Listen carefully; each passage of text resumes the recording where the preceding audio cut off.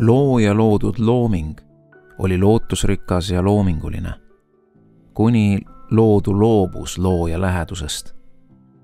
See oli loodu loojang. Kuid looja ei loobunud, vaid loovutas iseennast, saades ohvriks.